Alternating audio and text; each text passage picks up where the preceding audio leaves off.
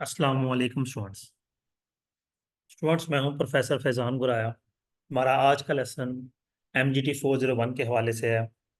इसका chapter number 1 हम upload कर चुके हैं। उसके अंदर हमने पेपर पैटर्न को डिस्कस किया, किस किस तरह के क्वेश्चन आते हैं उनके बारे में बात की, और फिर हमने लेक्चर को डिटेल से देखा। उसके डिस्क्रिप्शन के अंदर मैंने दो लिंक्स भी अपलोड किए हैं, एक गैप प्रिंसिपल्स के हवाले से और दूसरा टाइम वैल्यू ऑफ मनी के हवाले से। आज हम इंशाल्लाह चैप्टर नंबर 2 का आगाज़ करते हैं। ये लेक्चर 2 है हमारा। ये थोड़ा सा लेंथी है तो इसको इंशाल्लाह हम दो पार्ट्स में डिवाइड करेंगे। ठीक है, हमारे ऑलमोस्ट इसके अंदर जो टॉपिक्स हैं वो 18 से 61 तक हैं। तो हम कोशिश करेंगे 18 से ऑलमोस्ट 40 तक हम एक में डिस्कस कर लें और बाकी के पार्ट 2 में डिस्कस कर लें। ठीक है जी, तो लेक्चर की तरफ चलते हैं हम। सबसे पहले हमारे पास टॉपिक 18 में उसने कहा IES 1 international accounting standard 1।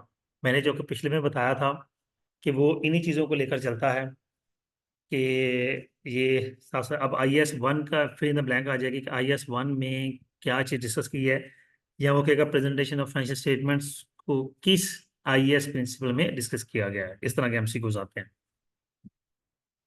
IES 1 जो है financial presentation of financial statements के हवाले से है। इसमें फोकस किया गया कि फाइनेंशियल स्टेटमेंट का मकसद क्या है, उसके कंपोनेंट्स कौन कौन से हैं, फीचर्स कौन कौन से हैं, और फिर उसका स्ट्रक्चर क्या होगा कि फाइनेंशियल स्टेटमेंट्स बनाए कैसे जाएंगे।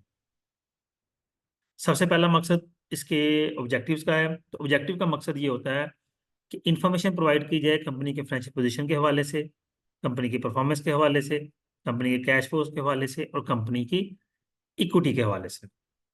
दूसरा है कंपोनेंट्स। तो कंपोनेंट्स के अंदर चार हमारे जो फाइनेंशियल स्टेटमेंट्स होती हैं, एक फाइनेंशियल पोजीशन जिसे बैलेंस शीट भी कहा जाता है, स्टेटमेंट ऑफ प्रॉफिट लॉस या फाइनेंशियल परफॉर्मेंस कहा जाता है, statements on equity and cash flow statement. और ये पांचवा जो है ये बेसिकली इन चारों की एक्सप्लेनेशन है। यानी कि हम इसमें सिर्फ बेसिक हेड्स को लिखते हैं इन चारों में।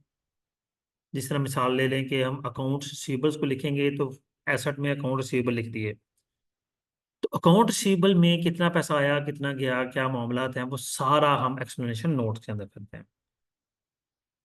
फीचर जैसे क्या क्या है कि जी फेयर प्रेजेंटेशन होनी चाहिए, कंप्लायंस होना चाहिए, गोइंग कंसर्न को फॉलो करना है, अक्रूवल बेसिस ऑफ अकाउंटिंग है, मटेरियलिटी है, ऑफसेटिंग है, रिपोर्टिंग फ्रीक्वेंसी है, कंपैरेटिव इंफॉर्मेशन कंसिस्टेंसी होनी चाहिए। ओके जी, नेक्स्ट बात करेंगे। टॉपिक 19 है हमारे पास, fair presentation and compliance with international financial reporting system. Fair presentation की बात पीछे भी हो गई कि फेयर प्रेजेंटेशन बेसिकली क्या है कि हमें ट्रांजैक्शंस को और जो मॉनेटरी ट्रांजैक्शंस हैं उनको रिप्रेजेंट करना है, और जो जो भी अकाउंटिंग के अंदर चीज़ें हैं उन सबको प्रॉपरली एक्सप्लेन करना है, प्रॉपरली डिफाइन करना है इन पांचों हेड्स के हवाले से। अब कंप्लायंस विद क्या है, an entity comply with IFRS must make an explicit and unreserved statement of such compliance in the notes. यानी कि नोट्स के अंदर जो जो आपने एक्टिविटी करनी है वो सारी नोट्स में एक्सप्लेन करनी है। डिपार्चर क्या है, मैनेजमेंट में conclude to depart from the IFRS if the requirement of such are consider misleading and conflicting with the objective of general purpose financial statements. अगर ऐसा लगे कि कोई गड़बड़ हो रही है, कोई मिसलीडिंग हो रही है, तो मैनेजमेंट IFRS के मुताबिक जो जो इश्यूज हैं उनको रिजॉल्व करे, उनको कंक्लूड करे, उनको देखिए कि क्या इश्यूज चल रहे हैं। टॉपिक 20 गोइंग कंसर्न है, पहले भी बात कर चुके हैं जी। नेक्स्ट आ गया टॉपिक 21 में accrual basis accounting. Accounting basically दो तरह की होती है, कैश बेसिस अकाउंटिंग होती है और अक्रूवल बेसिस अकाउंटिंग होती है। कैश बेसिस अकाउंटिंग में सिर्फ कैश की ट्रांजैक्शन रिकॉर्ड होती हैं, कैश का लेन देन हुआ है तो रिकॉर्ड हो जाएगा, नहीं हुआ तो नहीं होगा। मिसाल के तौर पर आप चीजें खरीद कर लाते हैं उधार पे, कोई कैश का लेन देन नहीं हुआ, अभी महीने बाद जाके होना है, तो जब होना है तब ही ट्रांजैक्शन रिकॉर्ड होगी, अभी रिकॉर्ड नहीं होगी। इसी तरह आप चीजें सेल करते हैं तो पैसे नहीं लिए, पैसे महीने बाद लेने हैं, तो कैश बेसिस अकाउंटिंग ये कहती है कि महीने बाद एंट्री करेंगे, और ये एक अच्छी एक्टिविटी नहीं है। इसीलिए एक्रूअल बेसिस अकाउंटिंग को मुतारिफ करवाया गया, जिसके अंदर कैश और क्रेडिट दोनों चीजें डिस्कस होती हैं। अब वो कह रहा है, under the accrual basis accounting an entity recognise the elements of financial statements when they meet the definition and recognition criteria of those elements. जब एक चीज किसी भी हेड की डेफिनेशन को मीट कर रही है और रिकॉग्नाइज्ड है, वहां लिखी जा सकती है, तो हम लिखेंगे खा कैश की डील हुई है या नहीं। नेक्स्ट चलेंगे, मटीरियलिटी एंड एग्रीगेशन। अच्छा, मैं बताता चलूं, ये सारे हमारे गैप के प्रिंसिपल डिस्कस हो रहे हैं, जिसमें गोइंग कंसर्न है, मटीरियलिटी है, एटसेट्रा। तो गैप की वीडियो का लिंक मैं इसमें इस वीडियो में भी इंशाल्लाह लेसन 2 में भी दे दूंगा, कि आप अगर वो वीडियो देखना चाहें तो। If the line item is not individual material, it is aggregated with the other items either in the financial statements or in the notes. जहां भी वो चीज लिखी जाए, लिखी जा सके या बेहतर है, वहां लिखनी जरूरी है। अब financial position information is material, तब मटेरियल है अगर उसका ना लिखना या उसको गलत लिखना आपकी फाइनेंशियल पोजीशन को या फाइनेंशियल स्टेटमेंट्स को अफेक्ट करता हो इकोनॉमिकली। ऑफसेटिंग क्या होता है? ऑफसेटिंग होता है बेसिकली कि कौन सी चीज किसके साथ रिलेट करती है और एक्सचेंज हो सकती है, यानी कि ऑफसेट हो सकती है।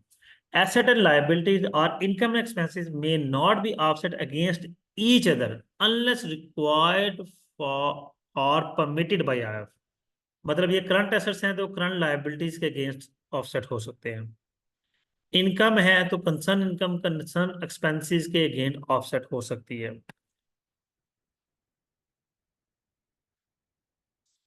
अब देखिए, अकाउंट्स रिसीवेबल, अगर उनका कोई अलाउंस रखा है, कोई बैड डेट्स हुए हैं, तो वो ऑफसेट हो सकते हैं। फिक्स एसेट के अक्यूमुलेटेड डेप्रिसिएशन के केस ऑफसेट हो सकते हैं। इस तरह की चीजें ऑफसेटिंग में आती हैं। फिर फ्रीक्वेंसी ऑफ रिपोर्टिंग, रिपोर्टिंग की frequency according to your law होती है। अब हमारे कंपनी एक्ट के मुताबिक हर 3 महीने बाद कंपनी पब्लिक कंपनीज ने अपने फाइनेंशियल स्टेटमेंट्स को पब्लिश करना होता है।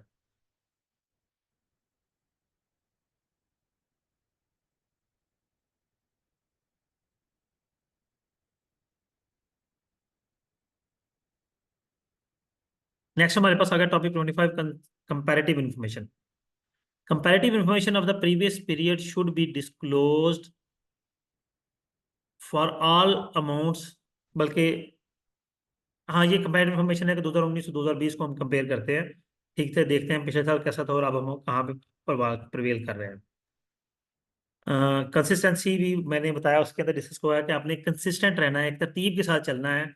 ये नहीं कि 3 महीने की रिपोर्ट्स पब्लिश करनी, फिर 1 साल की कर ली, कभी कुछ कर लिया कभी कुछ, ऐसा नहीं है।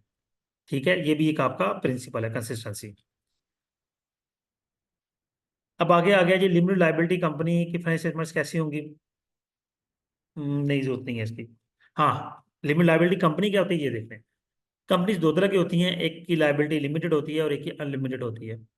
पाकिस्तान के अंदर सिर्फ लिमिटेड लाइबिलिटी कंपनी रजिस्टर्ड होती हैं, यानी कि अगर कंपनी डूब जाए तो जो मालिकान हैं उनकी पर्सनल प्रॉपर्टी लायबल नहीं होती, सिर्फ जो पैसा बिजनेस में लगा है वही लायबल हो। जी, अब आगे आ गया, मैंने बताया टॉपिक 28 में reporting requirements of the company है।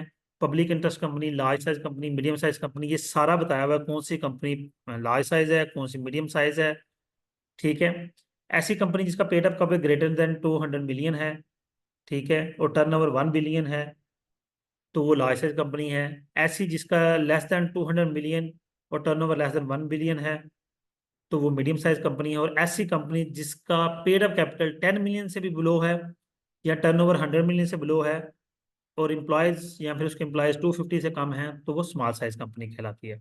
और ये किस किस अकाउंटिंग स्टैंडर्ड में लिखा हुआ है, इसको लाजमी देख लीजिए, IFRS and 5th schedule, 4th schedule, ये लाजमी आपको जेल में हो चाहिए। ये आपका एक MCQ इस पैराग्राफ में से लाजमी आएगा।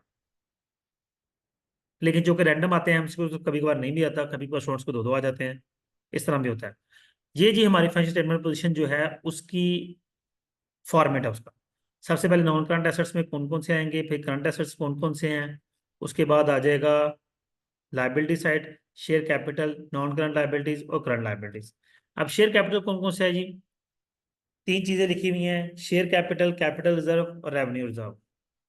ये तीनों चीजें अपनी अपनी जगह पे। रेवेन्यू रिजर्व का मतलब है, ये देखें, ये सारे कैपिटल का हिस्सा है। रेवेन्यू के लिए कोई रिजर्व कैपिटल में से रखा है आपने, जनरल रिजर्व रखे हुए हैं, कैपिटल रिजर्व रखा है, ये सारी चीजें। आगे वो उनकी सैंपल्स दिखा रहा है।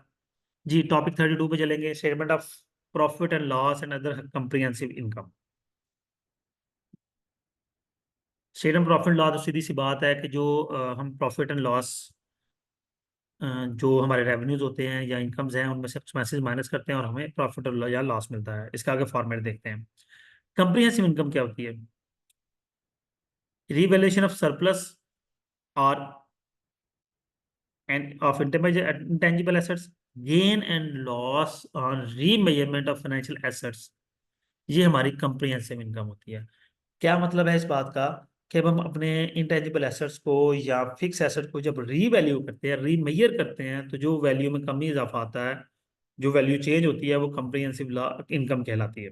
वो नेगेटिव भी हो सकती है, वो पॉजिटिव भी हो सकती है। ये जी आपका स्टेटमेंट ऑफ प्रॉफिट लॉस का फॉर्मेट है।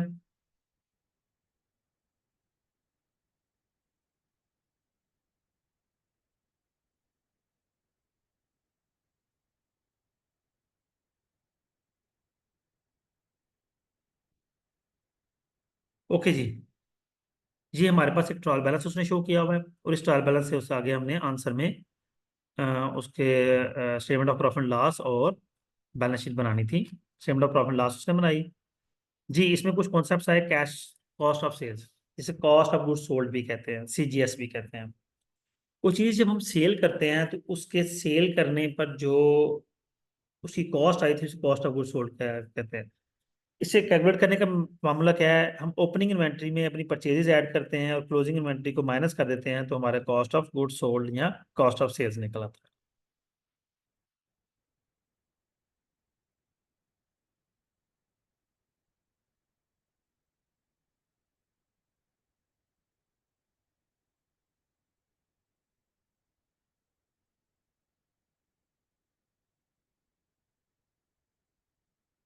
जी अब यहाँ पे वो बात कर रहा है स्टेटमेंट ऑफ प्रॉफिट लॉस के ऑफसेटिंग आइटम्स। मेरा ख्याल है हम इसको 36 तक ही रखते हैं।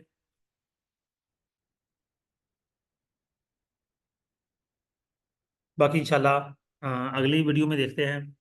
जी स्टूडेंट्स, उम्मीद करता हूँ अभी तक जो कॉन्सेप्ट डिस्कस किए आपके लिए अंडरस्टैंडिंग होंगे। इनको अच्छे तरीके से वीडियो को सुन लीजिएगा।